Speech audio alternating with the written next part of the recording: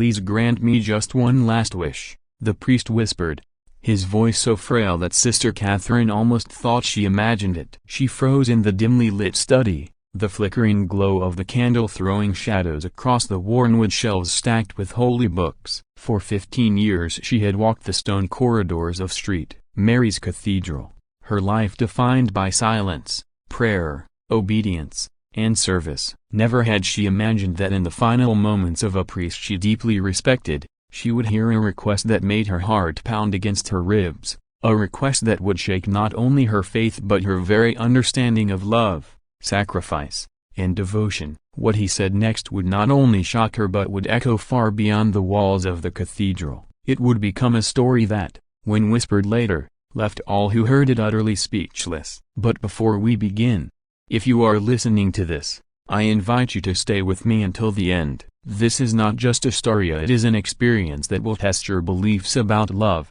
duty, and the human heart. Don't forget to like this video, subscribe for more stories that touch the soul, and let us know in the comments where you're watching from. Now, let's step into the world of Sister Catherine and Father Michael. Sister Catherine was 28 years old, though the quiet discipline of her life made her seem older in spirit. Each morning, she rose before dawn, her footsteps soft yet echoing against the cool stone floors as she made her way to the chapel for prayer. Her brown hair, always hidden neatly beneath her white habit, was never seen by the world except for a loose strand or two that escaped in the night when she slept. Her green eyes carried something more than beauty, they carried peace, a gentleness that comforted those who came near her. Troubled souls, restless children, weary sisters all found solace in the quiet strength she radiated. She did not complain, she did not question, she did not falter. For 15 years she had devoted herself to these walls. Every act of kindness she offered, helping the elderly sisters with their meals,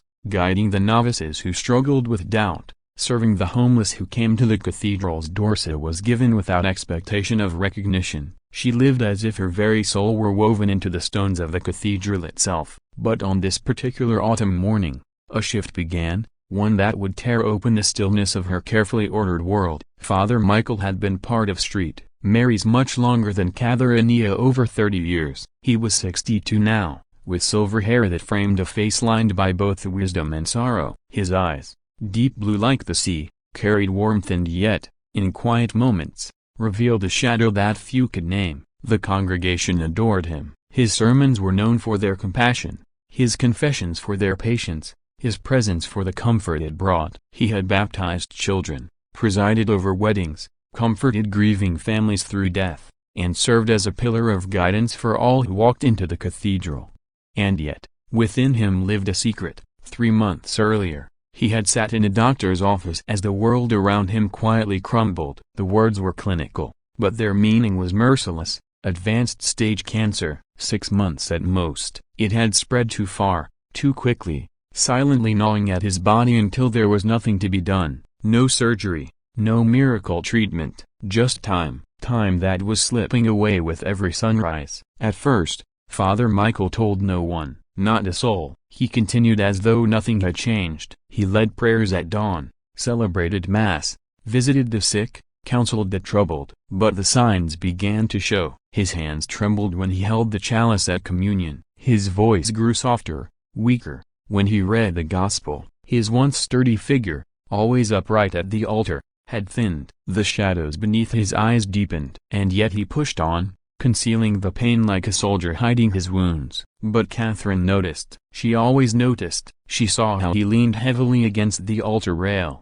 as though it alone kept him upright. She saw him pause mid-step in the corridor, pressing his hand against the wall, waiting for the wave of pain to pass. She saw the untouched meals in the dining hall, the long hours in his study where he stared into the rain-streaked windows as though searching for something far away. One evening, as the autumn rain pattered against the stained glass windows, Catherine knocked on the door of his study. The room was dim, a single lamp casting its glow over stacks of books and papers. "Come in," came his voice, soft but steady. She stepped inside and found him at his desk, pen poised but unmoving over a sheet of parchment. He looked up at her, a faint smile playing on lips that were pale with fatigue. "Sister Catherine," he said, "what brings you here so late?" She closed the door behind her, moving toward him with hesitant steps. "Forgive me, Father, for being direct, but I'm worried about you. You've not seemed yourself lately." He set his pen down and leaned back, his gaze lingering on her face. He saw not curiosity, not gossip, but genuine care. Catherine had always been this way, devoted not only to her duties but to the people around her. She was young, but her heart carried a wisdom beyond her years. "Sit," he said gently,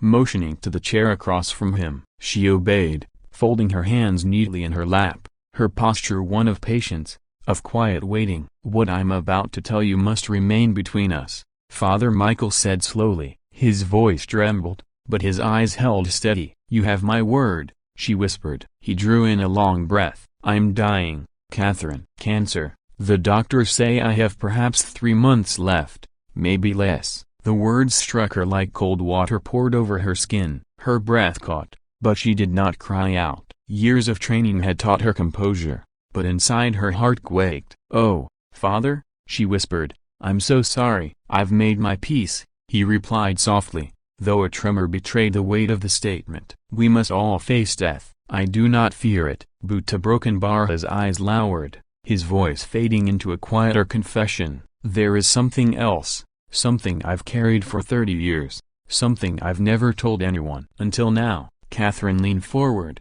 sensing the moment. "I wasn't always a priest," he said. "Before my vows, I was engaged to be married." Her eyes widened slightly, though she remained still. "Her name was Elena," he continued. "We were so young then. We had plans, dreams of a home, children, a life built together. She loved me, and I loved her. But then the calling came, a pull so powerful, I could not deny it. I left her, Catherine. I broke our engagement and walked into the seminary." Elena was heartbroken. She begged me to stay, to reconsider, to build a life with her and serve God in our own way. But I was convinced the only path was celibacy, the priesthood, complete devotion. He rose from his chair and walked slowly to the window, gazing into the rain-darkened courtyard. His reflection in the glass looked ghostly, a man divided between past and present. Elena married another man 2 years later, a good man. They had children, a beautiful family. She passed away 5 years ago of cancer,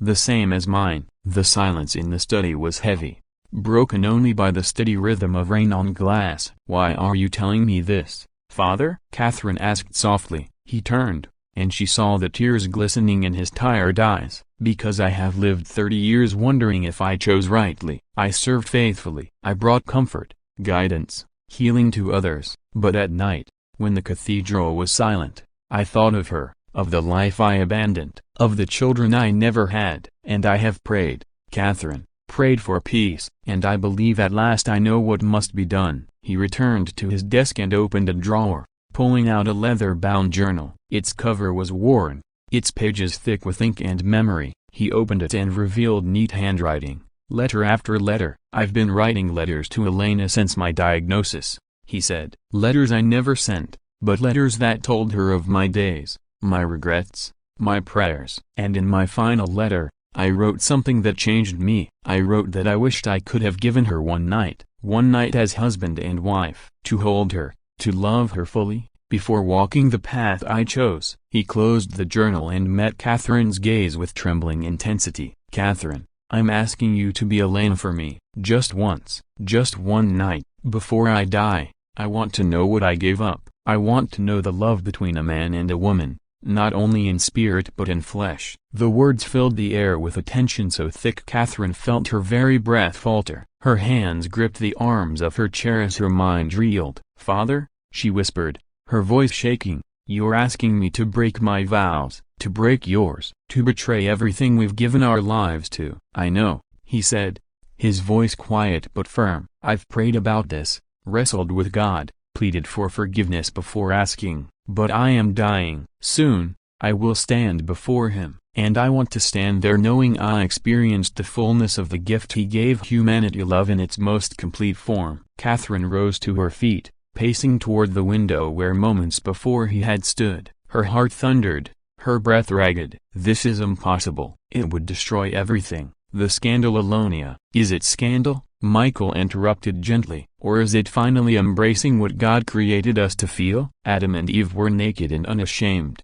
Love was his first gift. She turned, her green eyes blazing with conflict. But we vowed otherwise. We vowed to serve God through celibacy. And I chose that vow out of fear, he whispered. Fear that I couldn't love both God and a woman. Now, I wonder if that fear robbed me of something sacred. Catherine returned slowly to her chair, sinking into it, her thoughts a storm. Even if I agree to how? Here, among the others, there is a cabin in the mountains, he said. 20 miles, a place of retreat for priests. I have the keys. We could go, just for one night. Her breath caught, her pulse racing. Why me? She whispered. Because you understand sacrifice, he said. You understand devotion. With you, it would not be lust. It would be sacred. Catherine buried her face in her hands. Her world, so steady, so disciplined, was tilting. I need time, to think, to pray. Of course, he whispered. But Catherine, I don't have long. Every day the pain worsens. Soon I won't have the strength. She rose, legs unsteady, and moved to the door. I'll give you my answer tomorrow, after Vespers. He nodded, watching her leave, knowing he had placed the heaviest of burdens upon her shoulders. That night, in her small room, Catherine knelt beside her bed, but words of prayer would not come, only memories. The boy named Thomas who once walked her home at 16, the flutter of first love she had buried long ago, the safety of the convent she had chosen partly out of calling, partly out of fear. For the first time in years, she wondered had she chosen safety over living. Sister Catherine lay in her narrow bed, the moonlight streaming faintly through the thin curtains, her thoughts louder than the silence that wrapped around her. She closed her eyes, but sleep refused to come. Her heart pounded, her breath unsteady, her mind spinning through memories she had long buried beneath vows and prayers. She thought of her 16th year, before she had entered the convent. She thought of Thomas, the boy who used to walk her home after church gatherings, his hand brushing against hers in a way that sent sparks she could not name fluttering through her stomach. She remembered the warmth of his smile, the laughter they shared, the innocent dreams whispered under starlit skies. But when the calling came, she had left it all behind. She had told herself it was for God, and it was, but it was also safe. Safe from heartbreak, safe from the messiness of love, safe from the terrifying vulnerability of giving her heart to another. The convent walls had given her structure, order, purpose. They had kept her close to God, but perhaps they had also kept her distant from herself. Now, as Father Michael's request echoed in her mind, she felt an old part of her stirring awake, like an ember glowing after years of dormancy. Was it temptation? Was it sin? Or was it the voice of God reminding her that love in all its forms was his first gift to humanity? By dawn, she was exhausted, yet the rhythm of convent life allowed no pause. She rose, dressed, and joined the other sisters for morning prayer. The chanting of the psalms filled the chapel, but the words blurred in her ears. Her lips moved in practiced recitation, but her heart was elsewhere. When the sisters bowed, she bowed. When they stood, she stood. Yet within, she wrestled with questions that no prayer book could answer. Throughout the day, she moved through her duties as if in a trance. At breakfast, she served the elderly sisters their porridge, offering her usual gentle smile though it felt hollow. At mid-morning, she taught catechism to the children, but their innocent questions about God's love cut deeper than usual. One boy raised his hand and asked, "Sister, does God love us even when we break the rules?" The question pierced her, and she faltered before answering, "Yes, child. God's love is greater than any rule." The words lingered with her long after the lesson ended. At midday, she helped in the soup kitchen. The faces of the homeless and hungry lined before her, weary and weathered, but grateful. She ladled soup into bowls, handed out bread, and offered quiet words of comfort. But as she worked, she found herself wondering, had Father Michael not also given bread to the hungry, comfort to the suffering? Had his service not been holy, even if he had once longed for something more? Was holiness only obedience, or was it also compassion, humanity, love? After lunch, Sister Margaret, the elder nun who had been like a mentor to Catherine since her earliest days at St. Mary's, approached her quietly. "Child,